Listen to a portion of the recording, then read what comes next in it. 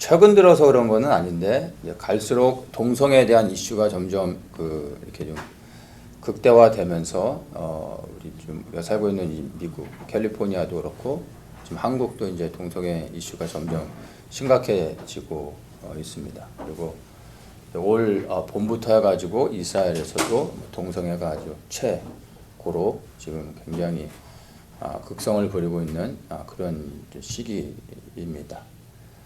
그래서 이러한 일들이 우연히 일어나는 게 아니라 마지막 때를 치닫고 있기 때문에 일어나는 그런 이제 현상들이라고 우리가 좀 이해를 좀 하면은 좋을 것 같습니다. 그래서 이것을 영적인 그 흐름 안에서 우리가 좀 볼 수 있어야 되는데 갈수록 좀 심각해지는 것들을 보면서 좀 이것들을 좀 시대적인 분별도 하지만 영적인 시각으로 동성애를 우리가 어떻게 바라보고 또 어떻게 이제 우리가 우리에게 주어진 시간들을 우리가 기도하면서 또 믿음을 지키고 싸워 나가야 되는지에 대해서 좀 나눠보려고 합니다.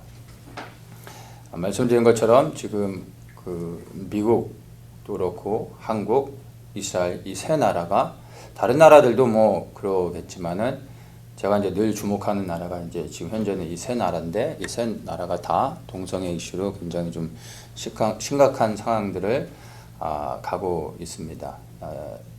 이 예수님의 재림에 관련해서 가장 중요하다기보다는 어쨌든 그 상징적이면서 그 핵심적인 역할들을 해야 되는 이 세 나라가 동성애 이슈로 지금 흔들리고 있습니다. 그러니까 한국은 이제 마지막 복음의 행진이 이스라엘의 그 동쪽 끝에 있는 이 대한민국에서부터 복음의 행진이 시작되어져야 되는데 사단이 지금 이제 한국을 동성애로 지금 흔들고 있는 거고요.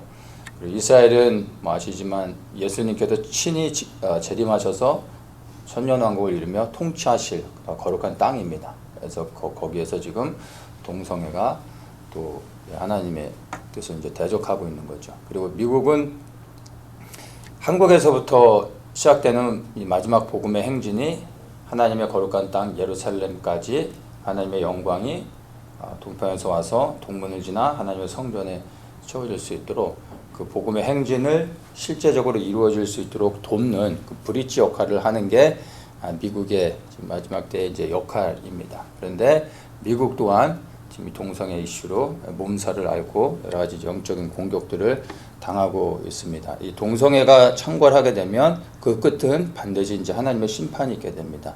그러면 그 심판은 하나님의 부르심으로 나아가지 못하게 이제 막는 그런 이제 장애물들이 되는 것이죠. 그래서 이것을 동성애 이슈를 우리가 좀 영적인 안목으로 좀 볼 수 있어야 됩니다.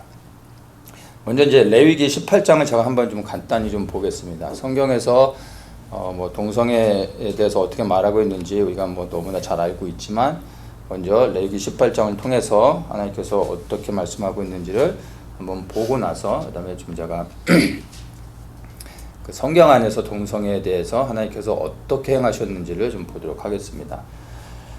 레위기 18장은 이제 이스라엘 백성들이 가나안 땅에 들어간 다음에 그 땅에서 어떻게 하나님의 말씀을 지키며 살아가야 될지에 대한 그런 율례와 규례를 주는 내용들인데 18장은 특별히 이제 성범죄, 성적인 것에 대해서 어떻게 해야 되는지를 말해주고 있습니다. 그래서 그 이제 18장 2절에 보면 너는 이스라엘 자손에게 고하여 이르라 나는 여호와 내 하나님이라 너희는 그 거하던 애굽 땅의 풍속을 쫓지 말며 내가 너희를 인도할 가나안 땅 풍속과 규례도 행하지 말고 너희는 나의 법들을 쫓으며 내 규례를 지키라 그대로 행하라 나는 너희 하나님 여호와라. 해서 무슨 말씀을 하냐 하면은 그 땅의 풍속을 쫓지 말라고 했는데 그 땅의 풍속이 뭐냐 하면은 이제 6절부터 자세히 이걸 설명해 줍니다. 그게 뭐냐면 너희는 골육 지친을 가까이 하지 말며 그 하체를 범치 말라.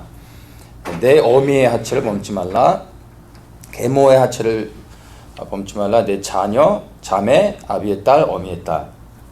근친상간이죠. 손녀와 외손녀, 계모, 뭐 이런 고모, 이모, 내 형제의 아내, 자부의 하체, 형제의 아내,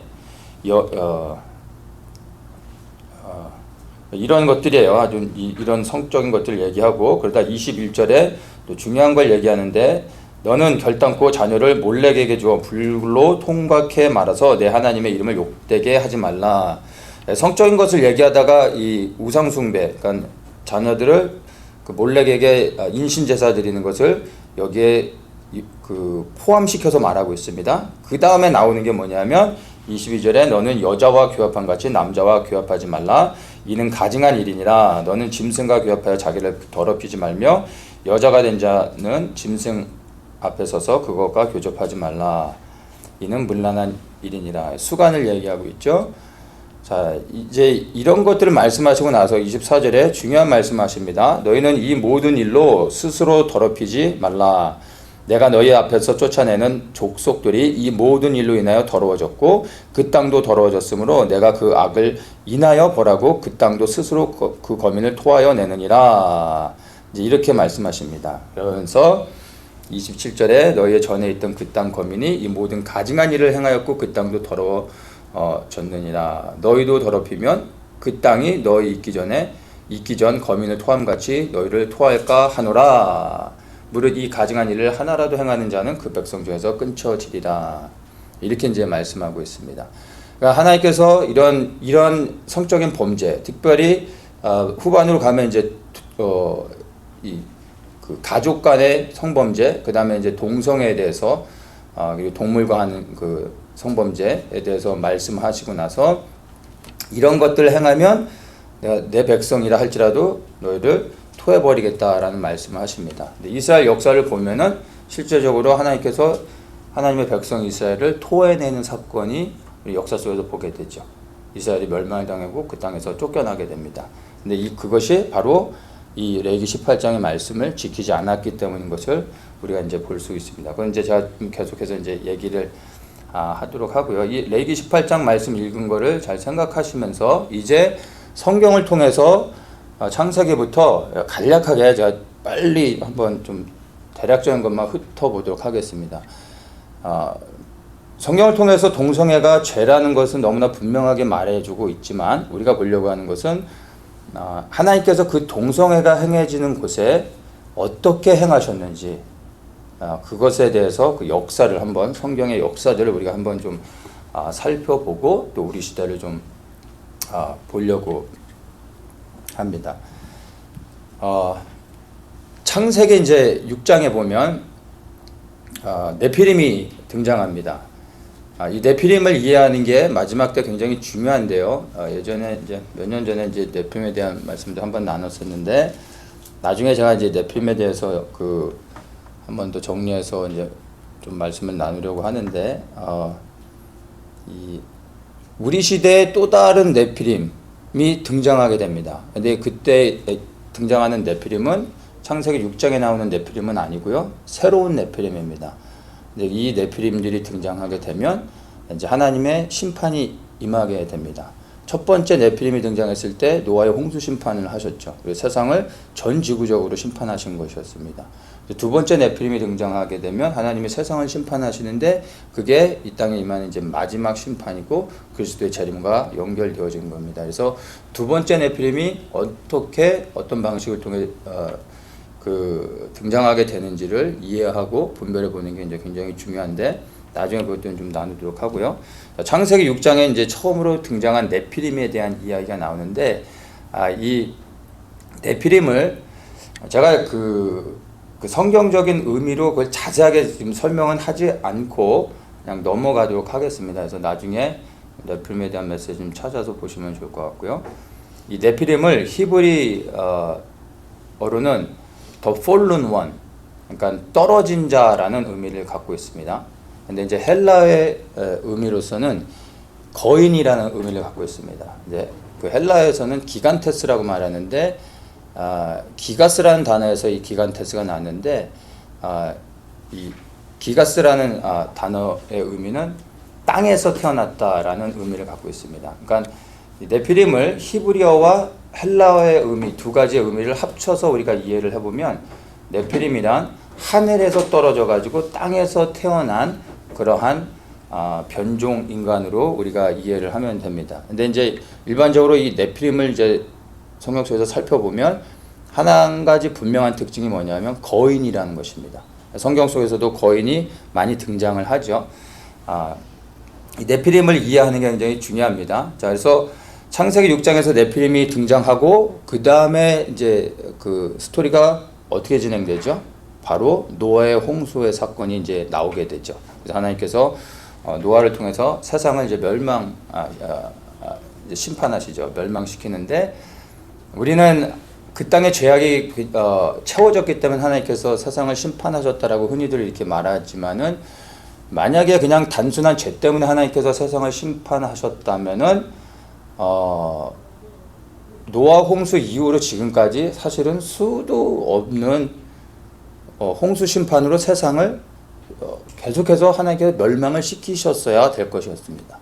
왜냐하면 노아 홍수 이후로 지금까지 세상에서 죄악은 끊임없이 자행됐기 때문에 홍수 심판이 계속 있었어야 되죠. 단순히 죄가 막 이렇게 많아져서 하나님이 노아 심판을 하신 게 아니라 특별한 사건이 있었기 때문에 노아 심판을 하신 겁니다. 그게 이제 네피림들입니다. 이 네피림은 타락한 천사들, 하늘에 있는 천사들이 이 땅에 육을 입고 이 땅으로 내려온 존재들을 네피림이라고 합니다. 그래서 이들이 이제 육신을 입고 땅에 내려오게 됐고 땅에서 자기가 원하는 여자들을 원하는 대로 자기들이 취하게 됩니다. 그리고 이들이 여자만 취할 뿐만이 아니라 원하는 모든 사람들, 이제 남자들도 포함해서 그 여자들뿐만 아니라 남자들과도 그런 성적인 관계들을 해서 이 네피림을 통해서 동성애가 시작됐다라고 우리가 좀 유추해 볼 수가 있습니다. 자, 이렇게 해서 네피림들이 이 땅에 그 타락한 천사들이 육신을 입고 내려와 가지고 네피림이 돼서 그리고 이제 자기가 원하는 모든 여자들을 아내로 취하고 그들과 이제 성적인 관계를 갖게 됩니다. 그러면 거기에서 태어난 모든 그 후손들은 다 더럽혀진 씨가 되는 거죠. 그렇게 하면서 세상이 점점 변종되는 건지 그 순결한 그 혈통이 사라지게 되죠. 그게 너무나 극에 차게 됐던 거예요. 그래서 이 상태를 두게 되면 이제 메시아께서 이 땅에 오셔야 되는데 모든 혈통이 더러워지면 주님께서 오실 수가 없죠. 그래서 하나님께서 하신 게 이제 노아의 홍수 심판입니다. 그래서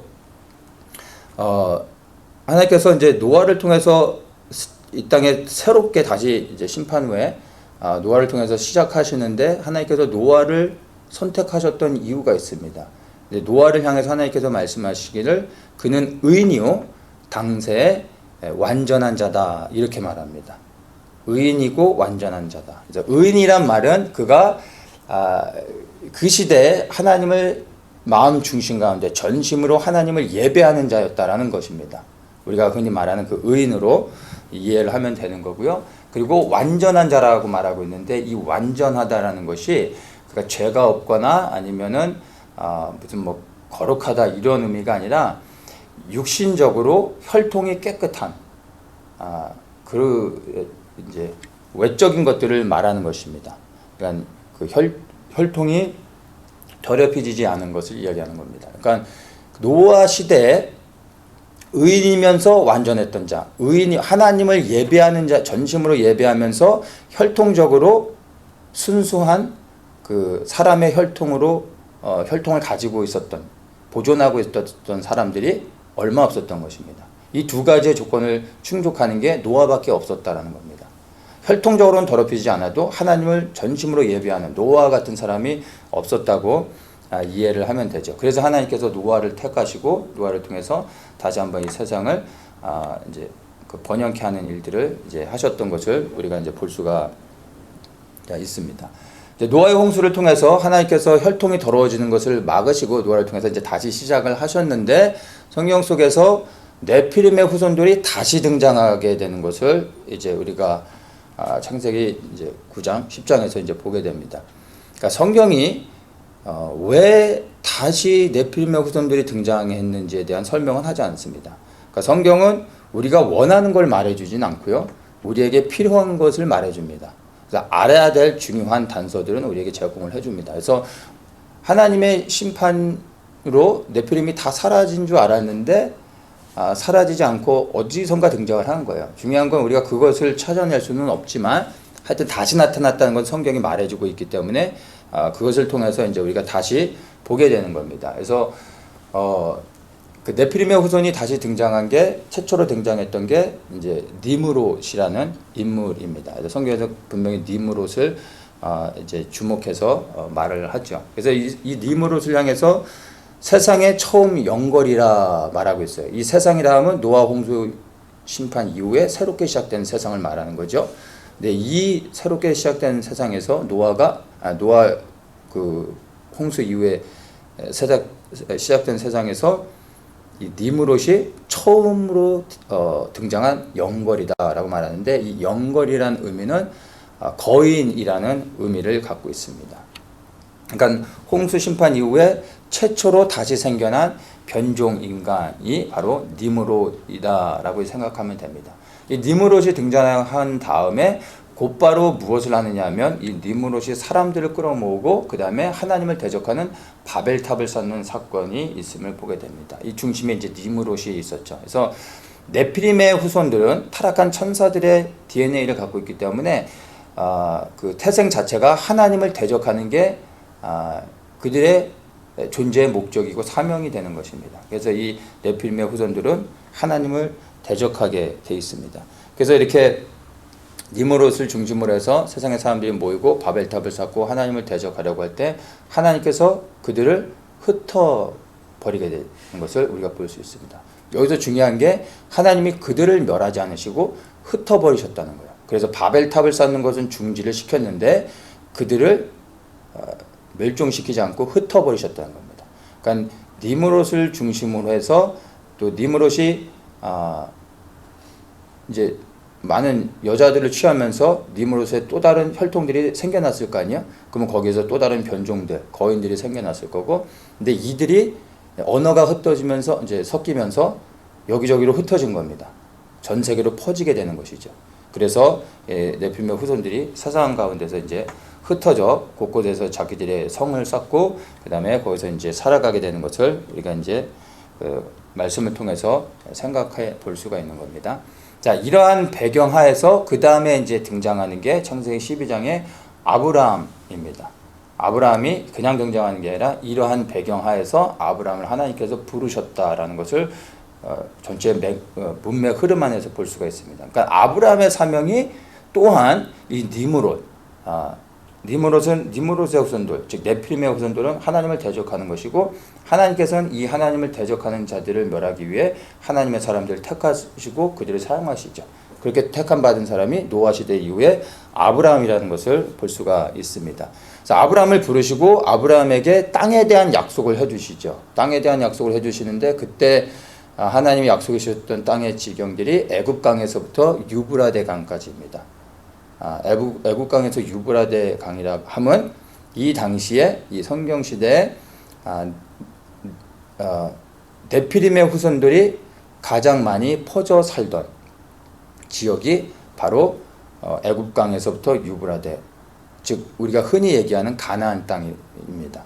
그러니까 가나안 땅이라고 하면 요단 건너편의 그 서안 지구, 오늘날의 이스라엘 지역뿐만이 아니라 요단 동편의 오늘날의 요르단하고 시리아 지역까지가 가나안 땅이 흔히들 이제 우리가 이제 가나안 땅이라고 말하는 겁니다. 그래서 가장 큰 그 거인 족속이 바산 왕 옥이었죠. 그가 이제 그 시리아 쪽에 살고 있었고 그 요르단까지 통치하고 있었던 왕이죠. 그 이제 모세가 그를 이제 멸망시키는 것들이 이제 성경서에서 이제 나오죠. 자, 이렇게 해서 하나님께서 아브라함에게 땅에 대한 약속을 해주셨는데 그 땅이 바로 이 네피림의 후손들이 자리를 차지하고 있었던 곳이라는 겁니다. 자, 이제 아브라함이 하나님의 약속을 받고 이제 하란에서 나와서 그 가나안 땅으로 와서 거기서부터 이제 번성하는 일들이 있다가 이제 그 조카 롯을 데리고 와서 살다가 이제 그 점점점 그들의 수요가 불어나면서 롯이 이제 독립을 하죠. 그랬다가 롯이 소돔성에 거하면서 살고 있었는데 그 지역의 왕들이 싸움을 하다가 이제 소돔에 있는 롯이 잡혀가게 되는 사건이 생깁니다. 그 사건 때문에 아브라함이 집에서 키운 자들을 데리고 가가지고 욥을 구출해 오는 장면이 나옵니다.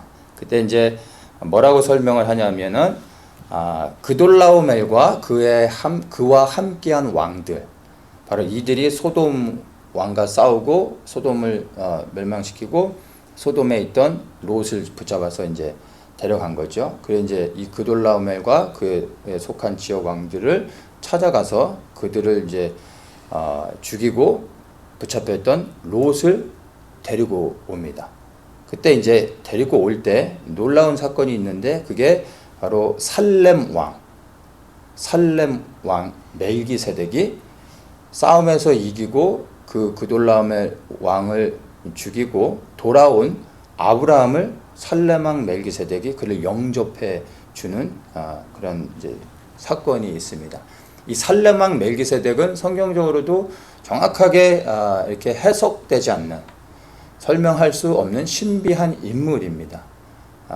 그 어디서부터 왔고 언제까지 있었는지 역사 속에도 기록도 없고 신비한 인물인데, 저는 이제 그분이 바로 원래 이 살렘이라고 하는 그 예루살렘을 이제 의미하는 거죠. 예루살렘에 원래부터 존재하고 계시던 그 예루살렘의 통치자 메시아인 예수 그리스도를 의미한다고 생각을 합니다. 성경에서는 이 멜기세덱을 뭐라고 얘기하냐면 지극히 높은 하나님의 제사장. 그런데 이 사람이 살렘 왕입니다. 제사장이면서 왕이었던 인물입니다. 이제 이 멜기세덱이 아브라함을 친히 나와서 그 높은 신분의 그 왕이 아브라함을 영접해주고 환영해주고 떡과 포도주를 주는 그런 사건이 있습니다. 아브라함은 그냥 자기 조카를 구해주고 가서 구출해 갖고 나온 것뿐인데 왜 살렘 왕 멜기세덱이 그 신비로운 인물 이 왕이 친히 나와서 아브라함을 영접해줬을까요? 이 그돌라오멜 왕과 그에게 속한 지역 왕들이 바로 하나님을 대적하는 네피림의 후손들, 거인 족속이었다는 것입니다. 그들을 아브라함이 이제 멸망을 시키고, 그리고 하나님을 대적하는 그러한 악한 세력들을 멸망시켰기 때문에 하나님이 기뻐하셨다라는 것을 우리가 볼 수가 있는 겁니다. 자, 그 다음에 이제 창세기 19장에 보면은 소돔과 고모라를 멸망시키는 사건이 있죠. 이제 소돔에서 계속 이제 살고 있었던 이제 롯이 이제 멸망을 당하는 상황이 되어졌을 때 이제 아브라함 이제 천사들이 아브라함을 거쳐서 이제 소돔에 가서 그 땅을 이제 그 성을 심판하신다는 것을 이제 말씀을 합니다. 그때 아브라함이 50명부터 시작해서 그 천사들에게 그 심판을 이렇게 그 막아줄 것을 요청을 하죠. 그래서 10명의 의인이 있으면 그 땅에 대한 심판을 멈춰달라고 요청을 했는데 10명의 의인이 없어서 소돔과 고모라가 멸망을 당했던 것을 알고 있습니다. 그래서 우리도 흔히 이 의인이 바로 우리가 말하는 그냥 정의로운 사람 정도로 이해를 하고 있는데, 여기서 이 소돔과 고모라에 10명의 의인이 없어서 멸망했던 그 의인은 다른 사람이 아니라 바로 노아와 같은 의인이 없었다는 것입니다. 즉 혈통적으로도 순수하면서 동성애를 하지 않고 그리고 하나님을 전심으로 예배하는 그러한 사람들이 그 성에 10명이 없었다는 것입니다. 그래서 그 성이 심판을 받았던 것을 우리가 이제 알 수가 있습니다. 그래서 이 소돔과 고모라를 하나님이 심판하시기 위해 친히 두 천사를 보냈는데 이 천사들이 가서 봤더니 실제로 그 땅의 지역이 얼마나 그 관영한지를 체험했죠. 롯에게 방문했을 때 그날 밤에 롯의 집을 찾아와서 사람들이 그 이제 천사들을 이제 내보내 달라고, 우리가 그들과 상관하겠다 이렇게 말하죠.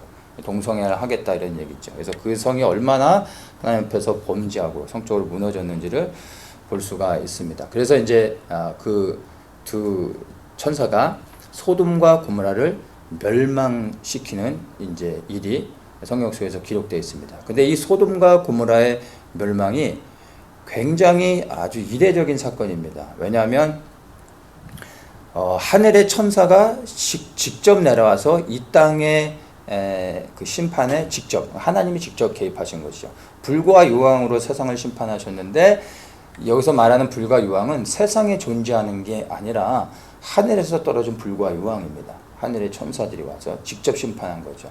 그러니까 하나님께서 이 땅 세계에 친히 개입하셔서 심판한 유례가 없는 아주 독특한 무서운 심판의 사건입니다. 그래서 이거는 누구도 보아서는 안 됐기 때문에 돌아보지 말라고 했는데 모세 아내가 돌아봤다가 이제 소금 기둥이 되는 일이 있었죠. 인간 세계에선 봐서는 안 되는 것들이었던 것입니다. 자, 그래서 지금까지 얘기한 것을 간단히 보면 동성애가 자행됐던 곳들에는 그러니까 네피림의 후손들이 있었던 모든 곳들은 동성애가 있었습니다. 그리고 이 동성애가 있었던 곳은 성경 속에서 반드시 하나님의 심판이 임했던 것을 우리가 이제 볼 수가 있는 겁니다. 그러니까 지금 제가 얘기하는 거는 모든 걸 이제 동성애에 대해 초점을 맞춰서 이야기하는 겁니다. 그러니까 그 흐름 안에서 이해를 해주시면 좋을 것 같습니다. 자, 그렇게 해서 이제 소돔과 고모라도 역사 속에서 심판을 받고 흔적조차 없이 사라져 버렸습니다.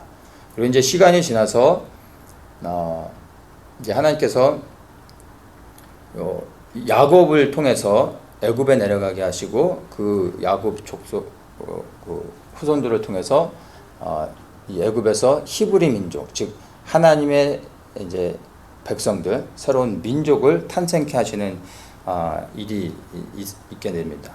그래서 히브리 민족이 탄생되어졌을 때 하나님께서 모세를 보내시고 그 민족을 이제 불러내시며 가나안 땅으로 이제 보내시는 사건을 우리가 출애굽기를 통해서 이제 볼 수가 있죠. 하나님께서 이 출애굽 시키시면서 그들을 향해서 하셨던 말씀이 뭐냐면 그 출애굽한 이스라엘 백성들을 향해서 처음으로 하나님께서 군사라는 단어를 사용하십니다. 그러니까 애굽에서 평생 노예 생활을 하던 그런 사람들이었는데 하나님은 그들을 출애굽하여 가나안으로 보내시면서 이들은 나의 군대요, 군사라고 말씀하셨습니다. 그러니까 그들을 군대로서 불러내서 가나안 땅 하나님을 대적하는 이 네피림의 후손들이 있는 그 땅을 심판하기 위해 군대로 부르셨다라는 것을 우리가 이제 볼 수가 있는 거죠. 그리고 그들을 이제 불러내시고 이제 시내산에서 말씀을 주시면서 하셨던 그 말씀이 오늘 우리가 처음에 읽었던 레위기 18장에 대한 이런 말씀들, 무엇을 해야 될지, 무엇을 하지 말아야 될지에 대한 말씀들을 주시는데 바로 레위기 18장 말씀을 주신 겁니다. 그 땅에 들어가서 그들과 가까이 하지 말라, 그들이 행하는 것들을 따라하지 말라. 그래서 이런 성적인 것들, 동성애에 대한 것들을 언급하셨다는 것을 우리가 이제 기억을 해야 되는 것입니다. 그래서 핵심은 우상숭배인데 이 우상숭배 안에 아주 자리 잡고 있는 것이 뭐냐면 성적인 것입니다. 성적인 음란함. 근데 이 성적인 음란함 가운데 절정을 이루는 게 뭐냐면 동성애라는 것입니다. 그것을 이제 여기서 말씀을 통해서 보여주고 있는 거죠. 자, 그렇게 하고 이제 하나님께서 출애굽해서 이스라엘 백성들을 가나안으로 보내시는데 그 전에 창세기 15장에 보면은 아브라함에게 이스라엘 민족의 그 장래되어질 일들에 대해서 말씀하시면서 그때 이제 언급하셨던 것이 내 후손들이 4대 만에 다시 이 가나안 땅으로 돌아오게 될 것이다. 그러니까 430년이 지나 이들이 이제 돌아오게 되죠. 4대 만에 돌아오게 되는데 왜 4대 만에 돌아와야 되는지에 대한 것들을 설명해 주시는데 그게 이유가 바로 그 땅 아모리 족속의 제약이 관영치 아니하였기 때문이다 라고 말씀하십니다. 이 아모리 족속은 가나안 땅에 살고 있었던 가나안 사람들을 말하는데 이들의 죄악이 아직 심판을 받을 만큼 완전히 채워지지 않았다는 것입니다. 그 심판이 무엇이냐면 바로 우리가 이제 지금 보고 있는 동성애인 것입니다. 그리고 우상숭배, 자녀들을 이제 인신제사로 드려지는 이런 것들을 포함해서 행해지고 있는 이 악한 일들이 아직 완전한 심판을 받기까지 채워지지 않았기 때문에 내가 그 죄가 완전히 채워질 때까지 기다릴 것이다. 근데 그 채워지는 시간이 400년이었다라는 것입니다. 그 시간이 딱 채워지자 430년 만에 이스라엘 백성을 이제 출애굽시키고 가나안으로 하나님의 군대로 그 땅을 심판하는 일들을 위해서 하나님께서 그들을 보내시는 것을 우리가 이제 볼 수가 있는 겁니다. 자, 그래서 이들이 이제 모세의 인도를 받아 가나안 이제 출애굽하고 이제 여호수아가 바톤을 이어받고 요단을 건너 가나안 들어가서 이제 가나안 정복 전쟁을 하고 그 땅에 채워진 그 죄악들을 하나님의 군대로서 그 땅을 심판하고 그 땅을 이제 이스라엘 백성들이 약속의 땅을 취하고 그 땅을 이제 정복하는 일들이 있게 됩니다. 그때 분명히 하나님께서 말씀해 주셨던 것이 그 땅에 들어가서 결코 그 땅에 살고 있었던 가나안 족속들을 가까이 하지 말라라고 말씀하셨습니다. 가까이 하지 말라는 건 어린아이건 뭐 그 노인이건 그 땅의 모든 이방 족속들을 다 멸하라고 말씀을 하셨었죠.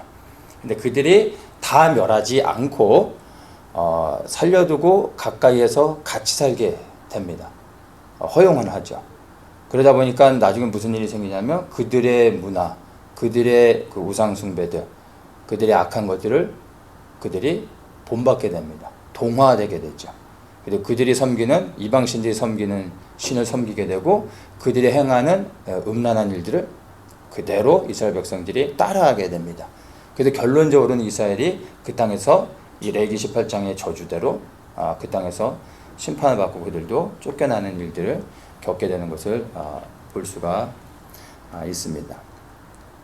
자, 이것이 이스라엘 역사 가운데서 계속 반복되죠. 가나안 땅에 들어간 이후로 이것이 계속 반복되는데 그 반복되는 역사가 사사기에서 이제 기록되어져 있는 겁니다. 그리고 나서 이제 하나님께서 다윗이라는 왕을 세우고 그 다윗을 통해서 이 모든 죄악들을 제거하고 하나님께서 이제 견고한 하나님의 그 상징적인 나라 다윗의 왕국을 하나님께서 세우시게 되는 것을 볼 수 있습니다. 그리고 하나님께서 이 다윗을 얼마나 기뻐하시고 또 하나님께서 다윗을 얼마나 사랑하셨는지를 우리가 너무나 잘 알고 있죠. 그래서 하나님께서도 직접 이 다윗은 내 마음에 합한 자라고 말씀하셨고 그도 실수도 하고 참 우리가 볼 때는 너무나 치명적인 살인을 저지르고 아주 결정적인 어떤 이런 실수를 했음에도 불구하고 하나님은 다윗을 너무나 사랑했던 것을 특별히 사랑했던 것을 우리가 이제 볼 수가 있습니다. 근데 거기에는 이유가 있습니다. 왜냐하면 다윗은 하나님의 대적 네피림의 후손들을 마지막으로 제거했던 사람입니다. 그래서 하나님께서 그를 기뻐하셨던 것을 우리가 이제 알 수 있는데 다윗이 그 골리앗과 싸우는 것들을 다 아시죠? 다윗이 골리앗과 싸우러 나갈 때 돌을 5개를 취해서 가지고 갑니다. 흔히 뭐 이제 얘기할 때 하나 던져서 안 맞으면 두 번째 또 던지고 안 되면 또 세 번째 던지고 여분으로 5개를 가져갔다라고도 이제 많이들 얘기하는데 그게 아니라 다윗은 처음부터 골리앗과 싸우러 갈 때 골리앗뿐만이 아니라 그 뒤에 있는 또 다른 4명의 이 네피림의 후손들 이 그 거인들을 골리앗을 때려 눕히고 그 다음에 나머지 4명도 다 다윗이 제거하려고 돌 5개를 가지고 갔던 것입니다. 근데 이제 하나님께서 다윗을 통해서 그 일들을 다 하게 하지 않으시고 골리앗만 제거하게 하시고 나머지 4명은 다윗이 아닌 다윗의 용사들, 다윗의 마이티맨들이죠. 다윗의 용사들을 통해서 그 하나님의 대적하는 그 거인들을 제거하게 하십니다. 그래서 다윗 혼자 하나님의 영광을 가르치지 못하도록 했던 것을 볼 수가 있습니다. 그것이 이건 좀 보도록 할게요. 사무엘하 21장에 나와 있는데 그 다윗과 다윗의 용사들이 수도 없이 일평생 전쟁한 사람들이죠. 그 전쟁의 기록들이 쭉 나와 있습니다. 그런데 유독히 이 골리앗을 죽인 것도 성경에 기록되어 있지만 나머지 4명의 그 블레셋 족속들의 남은 그 거인들, 즉 네피림의 후손들을 제거하는 것을 성경은 그 기록을 정확히 하면서 그들의 이름까지 언급하고 또 누가 그들을 죽였는지까지도 자세하게 언급합니다. 그러니까 성경 속에서 수도 없이 그 싸움이 기록되어져 있죠. 그래서 그런 데서 누가 누구를 죽이고 뭐 이런 얘기들이 자세하게 기록되지 않는데 유독히 이 네 사람의 거인들을 죽인 것에 대해서는 성경이 아주 정확하게 자세하게 묘사를 하고 있다는 것입니다. 이것은 하나님에게 있어서 중요한 사건이기 때문에 그렇게 하는 겁니다. 사무엘하 21장 15절에 보면 이제 골리앗은 이미 죽었고 나머지 4명의 남은 그 네피림의 후손들이 있는데 15절에 블레셋 사람이 다시 이스라엘을 치거늘 다윗이 그 신복들과 함께 내려가서 블레셋 사람과 싸우니 다윗이 피곤함에 장대한 자의 아들 중에 여기서 장대하다라는 단어가 이제 그 라파라는 단어를 쓰는데요. 이게 자이언트, 거인이라는 의미를 갖고 있는 것입니다. 이 장대한 자의 아들 중에 300세겔 중 되는 노창을 들고 세 칼을 찬 이스비브노 이 다윗을 죽이려고 했다라고 얘기하죠. 그런데 스루야의 아들 아비새가 다윗을 도와 그 블레셋 사람을 쳐 죽였다 이렇게 말합니다. 그래서 이제 골리앗 다음에 이제 이스비브노이라는 이제 그 거인 두 번째가 죽게 된 거죠. 자, 그리고 나서 18절에 보면은 그 후에 다시 블레셋 사람과 고베에서 전쟁할 때 후사 사람 십부게가 장대한 자의 아들 중에 삽을 쳐 죽였고 세 번째 삽이라는 거인이 죽는 게 나옵니다. 세 번째 죽은 거죠.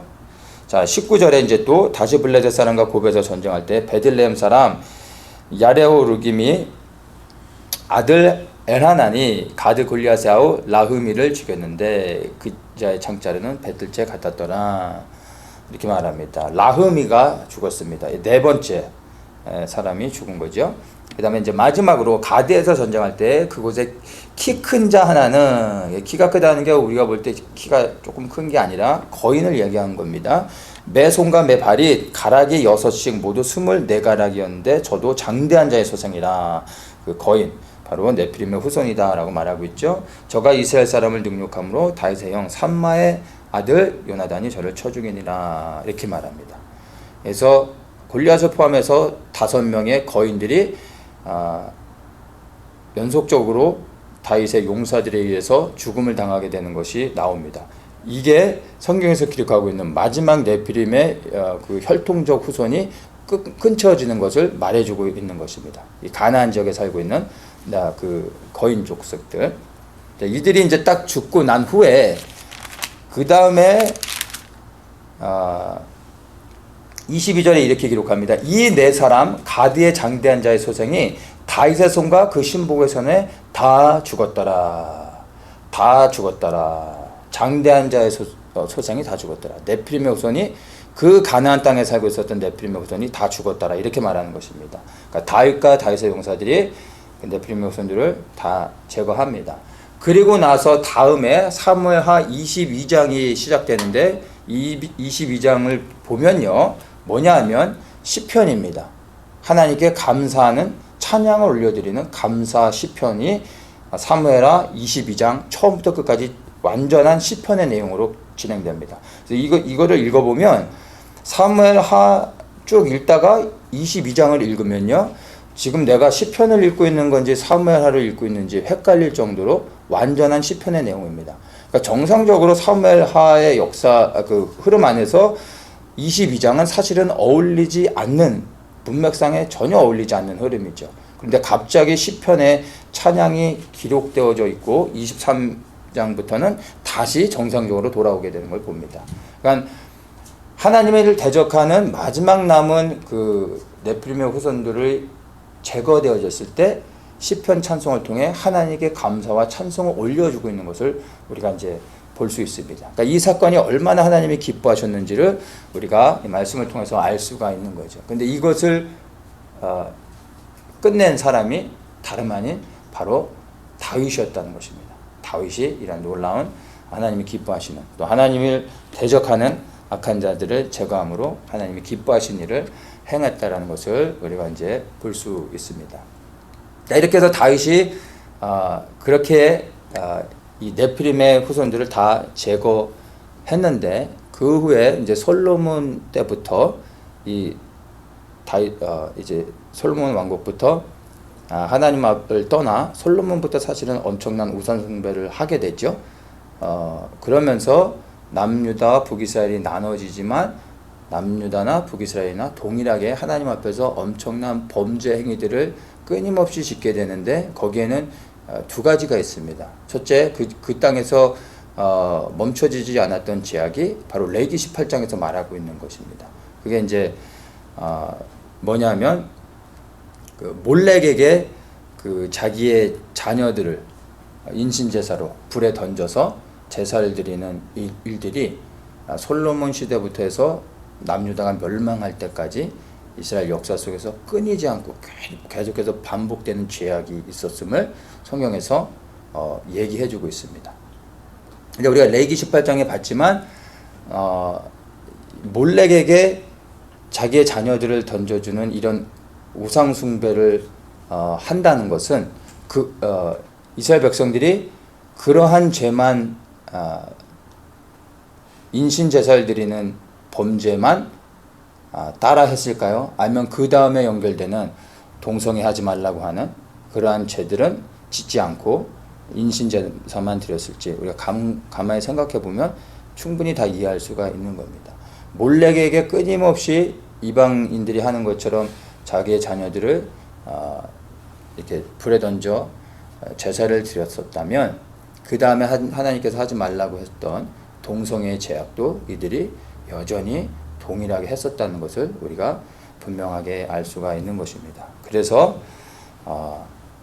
북이스라엘과 남유다가 바로 이러한 죄악들로 인해서 하나님의 심판을 받았다라는 것을 우리가 이제 볼 수가 있는 겁니다. 이 동성애와 연관해서 그 관점으로만 지금 이제 보고 있는 겁니다. 자, 그리고 이스라엘이 이렇게 멸망을 당하고 이제 시간이 흘러 이제 신약 시대로 넘어오게 됩니다. 신약은 로마가 통치하고 있는 그 배경 하에서 신약이 이제 시작되어지죠. 이제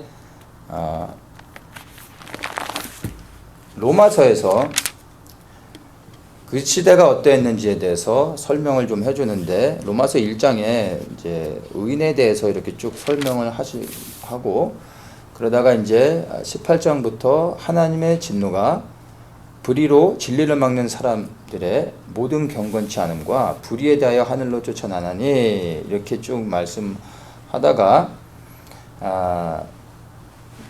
21절에 하나님을 알되 하나님으로 영화롭게도 아니하며 감사치도 아니하고 오히려 그 생각이 허망하여지며 미련한 마음이 어두워졌나니 스스로 지혜 있다 하나 우준하게 되어 썩어지지 아니하는 하나님의 영광을 썩어질 사람과 금수와 버러지 형상의 우상으로 바꿨느니라. 자, 여기서부터 이제 중요합니다. 24절에 그러므로 하나님께서 저희를 마음의 정욕대로 더러움에 내어버려 두사 저희 몸을 서로 욕되게 하였으니 이는 저희가 하나님의 진리를 거짓 것으로 바꿔 피조물을 조물주보다 더 경배하고 섬김이라. 주는 곧 영원히 찬송할 이시로다. 아멘. 이를 인하여 하나님께서 저희를 부끄러운 욕심에 내어버려 주셨으니 곧 저희 여인들도 순리대로 쓸 것을 바꾸어 영리로 쓰며 이와 같이 남자들도 순리대로 여인쓰기를 버리고 서로 향하여 음욕이 부릴 듯하며 남자가 남자로 더불어 부끄러운 일을 행하여 저희의 그릇 때문에 상당한 보응을 그 자신에 받았느니라. 동성애가 행해졌다라는 것을 이제 말해주고 있죠. 근데 왜 이러한 동성애를 하고 이들이 심판을 받게 됐는지에 대해서 28절에 분명하게 얘기해 줍니다. 또한 저희가 마음에 하나님 두기를 싫어하며 하나님께서 저희를 그 상실한 마음대로 내어버려 두사 합당치 못한 일을 하게 하였으니. 왜 동성애를 행했는지에 대해서 분명하게 얘기해 주고 있습니다. 뭐냐면 다른 게 아니라 마음에 하나님 두기를 싫어했기 때문입니다. 그러니까 하나님을 싫어하는 사람들, 하나님을 대적하는 자들이 동성애를 하는 겁니다. 동성애를 하는 행위 자체가 우상숭배의 절정이고 하나님의 이름을 정말 모욕하는, 하나님이 가증히 여기시는 일이라는 겁니다. 그래서 동성애를 갖다가 이게 뭐 하나의 성적 취향이고 그리고 뭐 태어날 때부터 원래 그렇게 태어나서 어쩔 수 없다고 말하는 것은 전혀 아니고 완전한 거짓말인 겁니다. 동성애 하는 이유는 하나님을 싫어하기 때문이에요. 예, 하나님의 얼굴에 침을 뱉는 행위인 것입니다. 그것이 성경에서 분명하게 말해주고 있는 것을 우리가 이제 볼 수가 있는 겁니다. 자, 그래서 동성애의 결과는 곧 무엇입니까? 하나님께서 이들을 그 가운데 내어두고 32절에 이제 그 결과에 대해서 말하죠. 이 같은 일을 행하는 자는 사형에 해당하다고 하나님의 정하심 알고도 자기들만 할 뿐만 아니라 또한 그 일을 행하는 자를 옳도다 하느니라 이렇게 말하죠. 동성애가 옳다고 말하고 그것을 법적으로 지금 바꾸려고 하는 게 오늘날 세상의 흐름인 것입니다. 악한 일을 자기들만 할 뿐만 아니라 다른 사람들도 하게끔 하게 만들고 있는 거죠. 하나님의 심판이 이러한 세상 가운데 당연히 임하고 있음을 우리가 볼 수 있고 그것이 우리가 살아가고 있는 시대라는 것을 볼 수가 있는 것입니다. 동성애에 대한 하나님의 분명한 판결은요, 심판입니다. 이것을 성경을 통해서 말해주고 있고, 그래서 교회가 이 동성애에 대해서 분명한 시각을 가지고 이거에 대해서 명확하게 이야기하지 않으면 하나님의 심판은 교회에 먼저 임하게 된다는 것을 우리가 반드시 이해를 해야 됩니다. 그래서 이 동성애를 가지고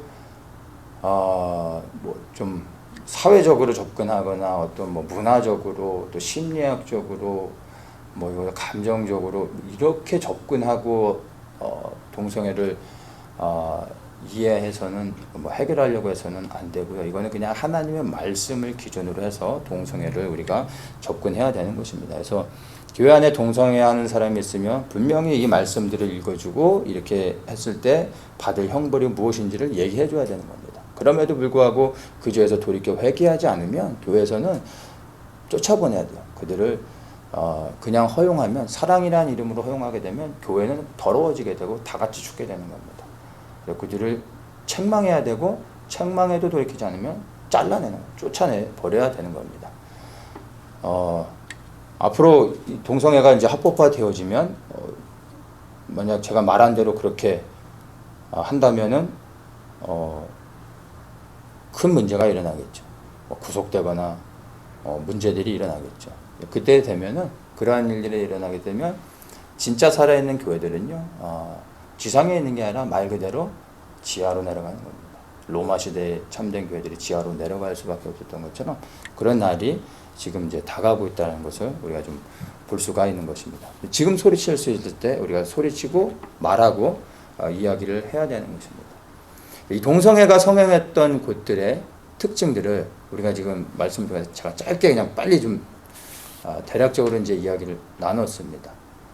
동성애가 있는 모든 곳에 하나님의 심판이 반드시 임했다라는 것을 알 수가 있습니다. 그리고 하나님께서 그곳을 다 멸망을 시키셨고, 하나님의 택한 백성들조차 그 땅의 죄악들을 따라 했을 때 하나님의 백성들도 멸망을 받고 쫓겨나게 되는 레기 18장의 저주가 그대로 임했다라는 것을 우리가 분명히 볼 수가 있는 것입니다.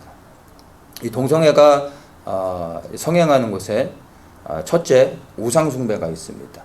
우상숭배라고 하면 단순히 신상을 만들고 절하는 것이 아니라, 이 우상숭배의 핵심은 뭐냐면 성적인 문란함, 성적인 범죄입니다. 여기에서 결정이 말씀을 드린 것처럼 동성애라는 것이죠. 이 동성애가 하나님의 그 이름을 망령되이 부르고 하나님의 심판을 불러오는 게 되는 것입니다. 동성애, 특별히 이 성적인 범죄들을 하나님께서 너무나 싫어하시는 이유가 뭐냐면, 다른 대부분의 죄들은 몸 바깥에서 짓는 것들입니다. 그런데 성적인 범죄는 내 몸 안에 죄를 짓는 것입니다. 그래서 이것은 똑같은 죄가 아니라, 이 몸 바깥에 짓는 죄와 몸 안에서 짓는 죄는 단순히 회개한다고 되어지는 게 아닙니다. 몸 안에 짓는 죄들은 회개해서 되는 게 아니라, 이거는 내 안에 악한 영이 합법적으로 들어와 나를 통치할 수 있도록 열어주는 것입니다.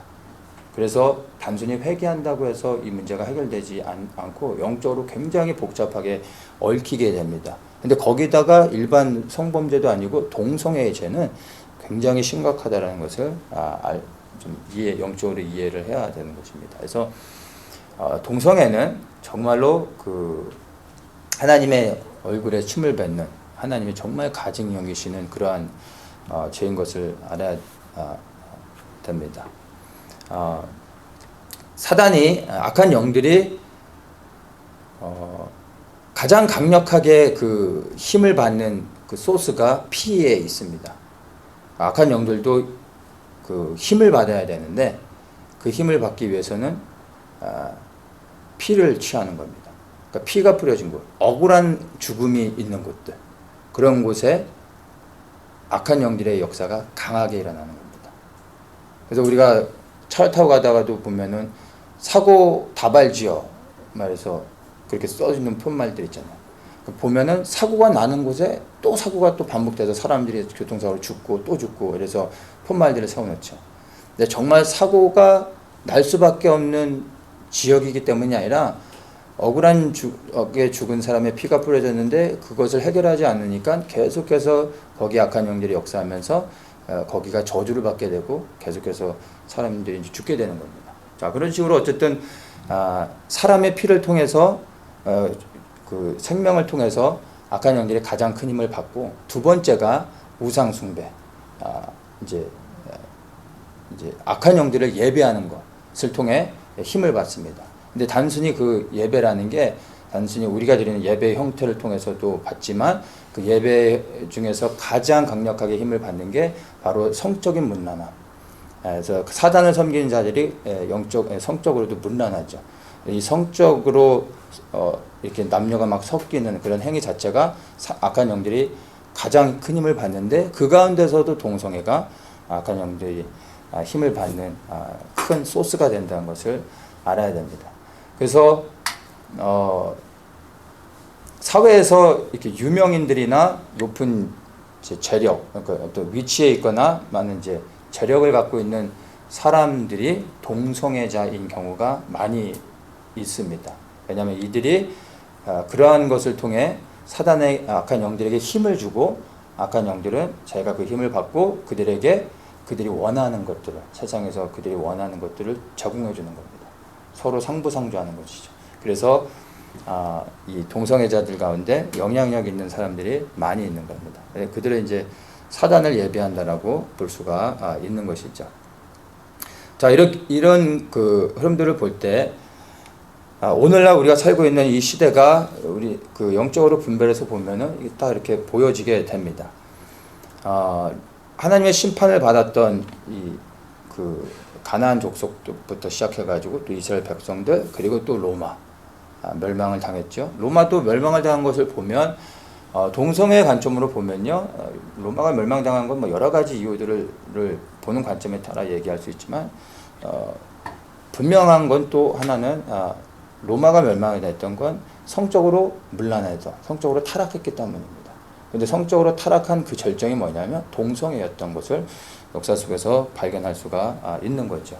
그렇다면 오늘 정말 우리가 살아가고 있는 이 시대는 로마 시대, 그리고 또 이스라엘 백성들이 멸망당했고 가나안 족속들이 행했던 그 죄악들을 우리가 오늘날 시대, 우리가 살고 있는 이 시대와 비교해 본다면 우리가 살고 있는 시대는 좀 다른가? 라고 우리가 좀 생각해 볼 필요가 있어야 됩니다. 제가 볼 땐 전혀 다르지 않습니다. 그 죄악들이 가득 채워졌음을 우리가 볼 수가 있습니다. 동성애가 성행할 때 이 동성애와 함께 꼭 세트로 해서 같이 가는 것들이 있어요. 그것들을 보면 이 사회가 얼마나 동성애로 무너져 있고 하나님의 심판이 임박해 있는지를 볼 수가 있습니다. 그게 뭐냐면 가족 간의 그 음란함입니다. 그리고 이제 소아성의 수간, 이런 것들입니다. 몇 년 전부터 뉴스를 통해서 이런저런 소식들을 통해서 친아버지가 자기 친딸을 성폭행하는 일들이 많아지고 있어요. 뉴스를 통해서 너무나 많이 봅니다. 근데 그 자녀들이 어려요. 얼마 전에는 1살, 2살짜리 자기 친딸이에요. 성폭행을 했어요. 1살, 2살짜리가. 근데 그거를 동영상으로 촬영해서 다크 웹사이트, 다크 웹이라고 이제 일반 사람들은 서치에 들어가기 힘든 그런 데다 이제 올렸다가 붙잡힌 사람이 있더라고요. 근데 이런 일들이 너무나 지금 흔해지고 있습니다. 반대로 또 친아들이 자기 친엄마를 강간하는 일들이 많아지고 있습니다. 이런 걸 보면 이게 이제 동성애와 같이 가는 건데 하나님의 심판이 임하고 있는 거죠. 말하기도 참 더러운 것들인데 우리가 이제 알아야 되니까. 우리만 뭐 잘 살고 있다고 해서 세상이 다 그런 것처럼 봐서는 안 되고, 세상이 얼마나 망가져가고 있는지, 그리고 하나님의 심판을 부르고 있는지를 우리가 봐야 됩니다. 동성애가 점점 머리를 들기 시작하고 목소리가 높아지면서 최근 들어서 이제 소리를 내고 있는 사람들이 소아성애자들이에요. 우리도 태어날 때부터 어린애한테만 관심이 갖게 됐다. 우리도 이건 태어날 때부터 이렇게 됐기 때문에 우리도 피해자다. 우리도 그 소수자로서 우리도 좀 우리의 인권을 보호해줘라. 이렇게 말하고 있어요. 근데 이게 먹히고 있어요. 그래서 소아성애자들, 어린아이들하고만 관계를 하고 싶다는 거예요. 근데 이게 너무나 자연적인 거고 자기들도 어쩔 수 없는, 태어날 때부터 이렇게 됐다는 거예요. 이게 인정받고 있는 사회입니다. 이게 오늘날 우리 사회가. 그래서 유럽 같은 데는 몇 년 전에 제가 이제 뉴스 기사에서 프랑스인가 거기서는 이제 성관계를 할 수 있는, 합법적으로 할 수 있는 성관계의 나이를 이젠 좀 줄여야 된다 해가지고 14세까지 내리는 법안이 올라갔다라는 것을 본 적이 있었어요. 몇 년 전에. 14세, 13세까지. 그러니까 티네이저들도 원하면 이제 마음대로 성관계를 할 수 있는 거예요. 누구랑도. 그리고 그게 법적으로 문제가 되지 않는다는 거예요. 이게 유럽에서 일어나고 있는 일들인 것입니다. 그러면 뭐 합법적으로 그렇게 된다면 그 더 나인 어리들은 뭐 암암리에 행해질 수 있는 거죠. 한 가지가 이제 수간입니다. 이미 동성애가 80년대부터 그 자리를 잡기 시작한 유럽에서는 이제 동물과의 성관계가 지금 현재 유럽에서는 그 큰 비즈니스입니다. 합법적인 비즈니스 사업입니다.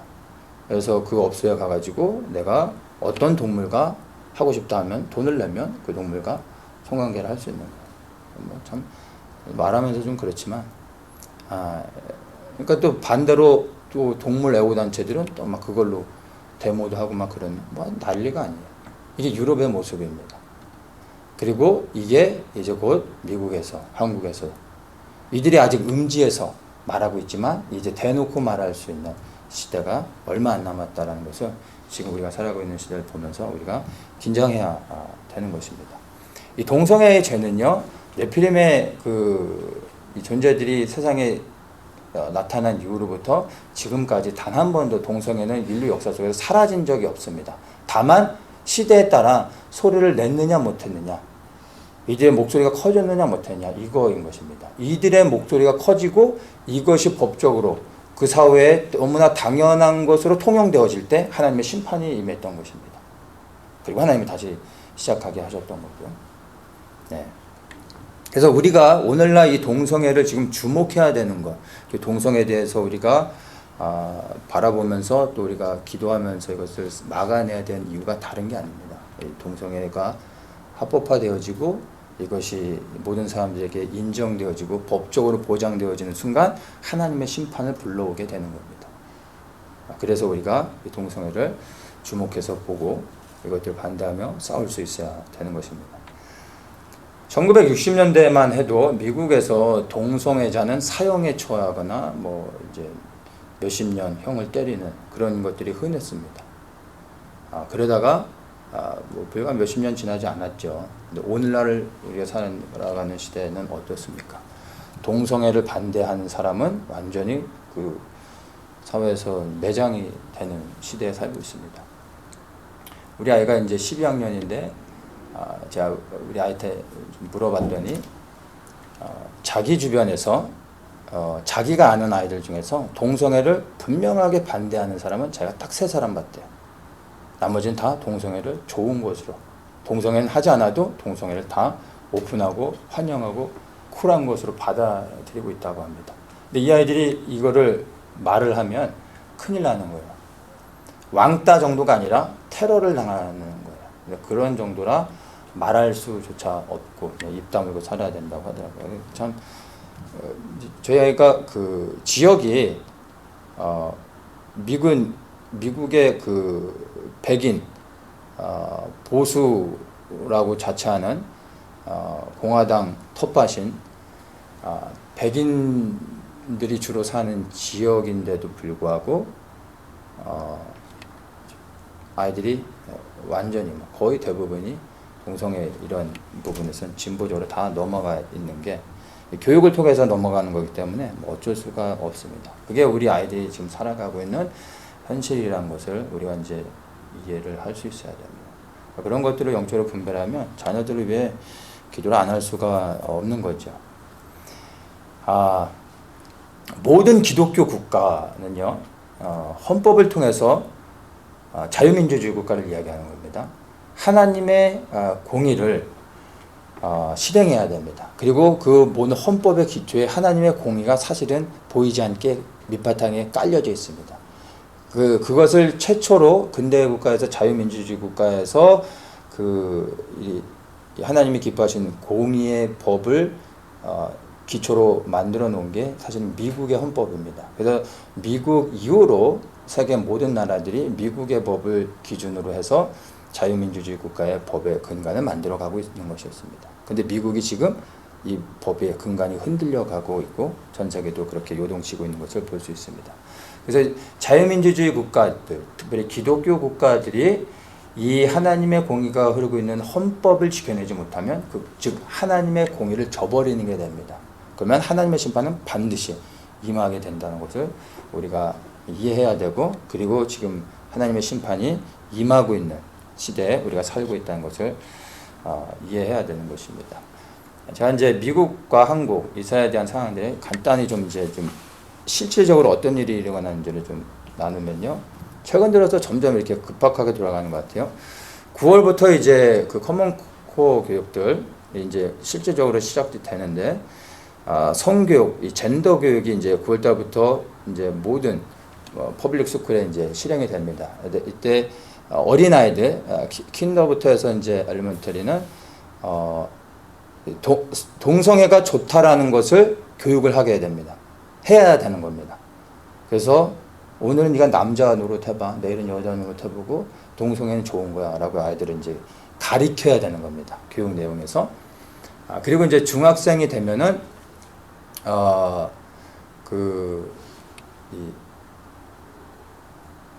아이들이, 여자아이들이, 중학생들이 이제 임신을 하잖아요.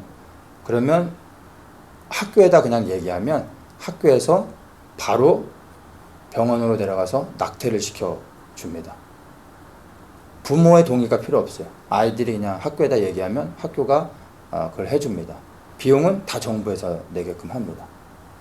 그리고 이제 고등학생이 돼서 아이가 나는 남자지만 이제 여자가 되고 싶어요. 이렇게 하면 학교에서 그날로 이 아이를 데려가서 바로 성전환 수술을 시켜줍니다. 부모의 동의는 필요가 없어요. 법적으로. 그러면 이제 이 아이가 부모랑 상의하지 않고서도 원하면은 다음날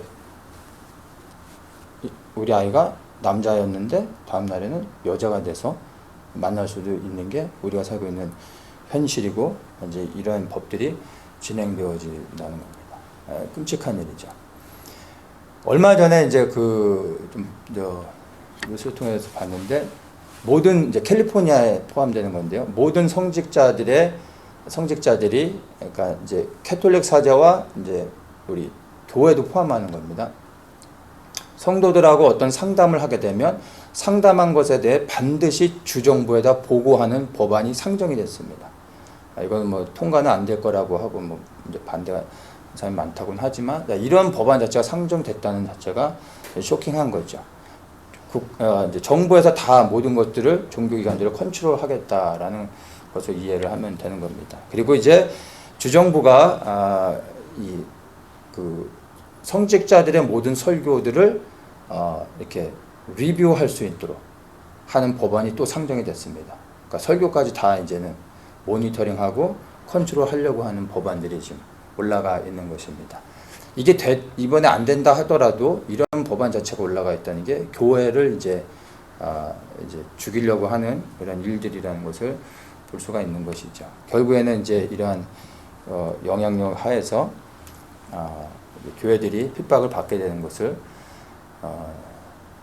시기는 언제가 될지 모르지만 그런 일이 다가오고 있다는 것을 우리가 볼 수 있어야 되고요. 동성애를 반대하면 법적으로 처벌을 해서 그래서 그 감옥에 집어넣을 수 있는 법안도 상정이 됐습니다. 네, 그래서 이제 저 같은 사람이 오늘 이런 얘기를 이제 이 법안이 통과된 이후에 하게 되면 잡혀가는 거예요. 이런 법안이 통과되면 이제 이런 거 말하는 교회들은 지하로 내려가야 되는 겁니다. 지하 교회가 되는 것이죠. 이제는 지상에서 예배드릴 수 없게 되는 것입니다. 근데 그게 꿈나라에서 그냥 들으실 때 조금 이렇게 좀 충격적이죠. 현실적으로 다가오지 않죠. 근데 지금 우리가 살고 있는 시대가 이렇다라는 것을 심각하게 좀 이해를 할 수 있어야 됩니다. 다 아시겠지만 동성애 이슈는 동성애에서 끝나는 게 아니라 결국은 교회를 죽이는 거고요. 그리고 교회에서 이제 아무것도 못하게 하는 거죠. 그러면 그냥 사랑에 대해서 얘기하고 다 천국 간다고 하고 이제 좋은 얘기들 원래부터 그렇게 했던 교회들은 전혀 문제가 안 되겠지만 사랑과 용서 이렇게 화합 얘기하고 축복 얘기하고 이런 것만 했던 교회들은 앞으로도 그런 것만 하면 되니까 전혀 문제가 안 되겠지만 깨어있는 교회들은 정상적으로 생존이 안 되는 거죠. 다 이제 지하로 내려가게 되는 겁니다. 그게 이제 미국이 처한 상황이고요. 한국은요, 언제부턴가 문재인 정권 이제 생각하면 이제 너무 스트레스를 받아서 이제 아예 이제 관심을 좀 꺼가지고 잘 어떻게 되는지 잘 모르겠지만은 건드리는 것마다 다 폭탄이죠. 근데 이제 동성애 관련해서만 얘기를 하면요, 문재인 정권 자체가 동성애를 적극적으로 지지하고 행정적으로 법적으로도 이 동성애를 굉장히 드라이브를 걸고 있습니다. 동성애 관련된 수많은 법들이 상정이 됐고 머지않은 시기에 이제 한국은 다 통과가 될 겁니다. 4, 5년에 한 번씩 동성애 법안이 올라왔을 때 예전에는 넉넉하게 그 동성애 법들을 다 저지를 시켰습니다. 기독교 단체들이. 근데 갈수록 점점 힘들어지고 있고 몇 년 전에 가까스로 하나님의 은혜로 그 법안을 또 막았는데 그때 막으면서 이제 에스더 기도 운동 본부에서 이제 얘기했던 게 제가 이제 그 인터뷰했던 것들을 들었던 적이 있는데 다음에는 모르겠다고 하는 얘기를 그렇게 하더라고요. 그러니까 갈수록 점점 어려워진다는 거예요. 정말 다음에는 이게 통과가 될 가능성들이 많다는 것을 이제 우리 한국의 상황이 어떤지 좀 보게 되는 겁니다. 차별금지법이 아직은 통과가 되지 않았지만 이제 머지않은 시간에 통과가 될 가능성이 많죠. 그러면 교회가 이제 입을 다물게 되고 자갈을 물리는 거죠. 그러면 교회는 이제 다 죽게 되는 겁니다. 이것과 관련해서 우리 WCC도 보면은 동일한 맥락에서 가죠. 차별금지법이 통과가 되면 단순히 동성애는 죄다 이것만 말하지 못하는 게 아니고요. 전도 자체도 못하게 됩니다. 다른 종교인들에게 전도를 하게 되면 그게 차별금지법이 되는 거예요. 다른 종교를 차별하는 게 됩니다. 전도 자체도 못하게 되는 거예요. 예수님만이 구원자다라는 게 차별금지법에 저촉도 되는 거죠. 복음도 전할 수 없고 그렇게 되는 거예요. 근데 이게 WCC에서 동일하게 가거든요. WCC도 모든 종교를 통해 다 결국에는 구원을 받는다. 그러니까 전도할 필요 없다라고 말하는 게 WCC입니다. 그러니까 굳이 우리 기독교가 불교를 전도할 필요가 없는 거예요. 불교도 끝에 가보면 다 부처를 통해서 구원을 받게 되니까 냅둬도 된다는 거예요. 이게 WCC의 사상인 겁니다. 그러니까 여기에 같이 있다 보면 묻어지게 되고 둔해지면서 나도 모르게 죽게 된다는 것을 이해하셔야 됩니다. 그리고 이 동성애를 지지하는 대법관들을 지금 문재인 정부가 세우고 있죠. 그래서 이 대법관들을 보수적인 인물로 세우는 게 얼마나 중요한지를 우리가 도널드 트럼프 대통령이 그 보수적인 대법관들을 임명하는 걸 통해서 봤습니다. 결국에는 대법관들의 판결을 통해서 법적으로 결정이 되는 건데 문재인 정권은 진보적인 성향의 있는 사람들로 계속 채워나가고 있죠. 그래서 법적으로 한국은 뭐 다른 부분에서도 그렇지만 이 동성애 관련해서도 한국은 하나님의 심판이 임박해 있다는 것을 이렇게 피할 수 없는 하나님의 심판이 있다는 것을 부인할 수가 없습니다. 그게 한국의 처한 상황입니다. 그리고 아직도 이제 예수님을 믿으면서도 그리스도인이라고 말하면서도 한국에서 문재인을 찍은 사람들 보면은 이해가 안 가지만 그리스도인이면서 문재인을 찍은 사람들은 정말 하나님 앞에 통곡하면서 죄를 회개해야 됩니다. 이 죄는 일반적으로 짓는 죄보다 더 큰 죄입니다. 그리고 그 죄의 열매들을 지금 한국이 걷고 있는 것이죠. 정말 회개해야 하고 그리고 하나님의 뜻을 구하며 기도하면서 나아가야 됩니다. 마지막으로 이스라엘 좀 간단하게 좀 나누면요. 저번에 이제 그 총선에서 다시 이제 그 엎어지게 됐죠. 그리고 그 연립 정부를 구성하지 못하게 되면서 총선이 다시 진행되게 됐습니다. 그래서 진보 쪽에 그 표를 얻기 위해서 네타냐후 총리가 그 법무부 장관을 동성애자로 임명을 했죠. 표를 의식해서. 근데 이거는 이제 네타냐후 총리가 정말로 잘못한 것입니다. 그래서 이제 앞으로 하나님께서 이제 이스라엘 향해서 어떻게 행하실지 우리가 좀 봐야 되는데, 지난 한 4월, 5월 정도부터 해서 동성애 축제들이 이스라엘 텔아비브를 중심으로 해서 전국적으로 지금 엄청나게 동성애 축제들이 끊임없이 지금 벌어지고 있습니다. 하나님의 심판을 부르고 있는 거죠. 그게 지금 이스라엘의 영적인 상황인 것을 우리가 좀 이해를 해야 됩니다. 하나님의 말씀이 시온에서부터 선포되기 때문에 이스라엘에서 하나님의 말씀을 선포하는 게 너무나 중요합니다. 근데 이스라엘 땅에서 그렇게 하나님을 대적하는 일들이 이렇게 행해진다는 게 굉장히 큰 영적인 의미를 갖고 있다는 것을 우리가 이제 이해를 좀 해야 되는 것입니다. 그래서 이스라엘 상황도 만만치 않다는 것을 볼 수가 있습니다.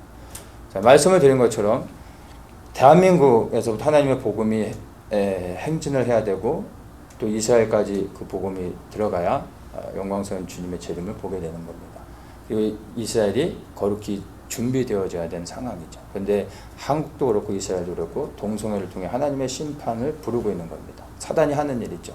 주 예수 그리스도의 재림을 막기 위해서 그 땅에 심판을 부르고 있는 겁니다. 그리고 또 미국도 이 중간에서 한국에서부터 이스라엘까지 복음 행진이 진행될 수 있도록 그 역할들을 해줘야 되는데 동일하게 이 동성애로 무너져 가고 있는 것을 우리가 보게 되는 겁니다.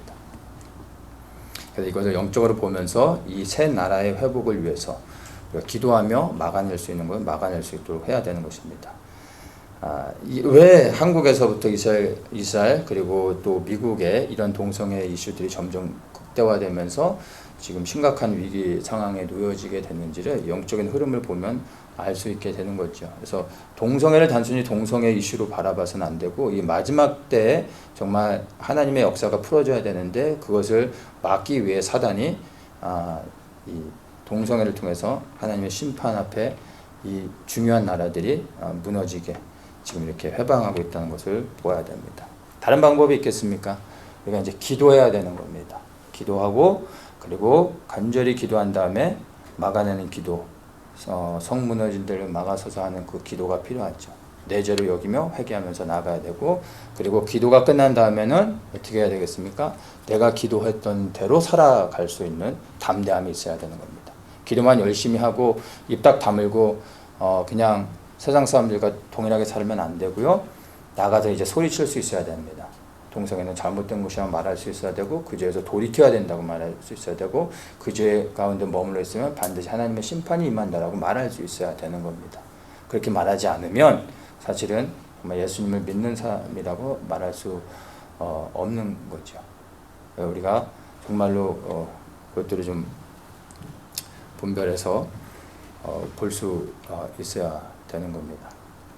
역대하 7장 14절 우리가 너무나 잘 아는 말씀이죠. 내 이름으로 일컫는 내 백성이 그 악한 길에서 떠나 스스로 겸비하고 기도하여 내 얼굴을 구하면 내가 하늘에서 듣고 그 죄를 사하고 그 땅을 고칠지라. 하나님께서 말씀하십니다. 중요한 건 우리가 먼저 하나님 앞에 이 죄의 심각성들을 깨닫고 하나님 앞에 이 죄를 우리의 죄로 여기며 먼저 하나님 앞에 회개하며 나아가야 됩니다. 그리고 나서 일어선 다음에는 그리고 이제 이것을 소리치기 시작해야 되는 겁니다. 말해야 되고 필요하면 우리가 서명도 하고 피켓도 들고 담대하게 이것들을 이야기해야 됩니다. 이것은 단순히 동성애를 막기 위한 게 아니라 사실은 우리의 믿음을 지키는 것입니다. 우리가 무엇을 믿고 있는지 우리가 하는 행동을 통해서 우리 스스로가 우리가 무엇을 믿고 있는지를 보게 되고 우리의 믿음을 견고케 하는 것이 되는 겁니다.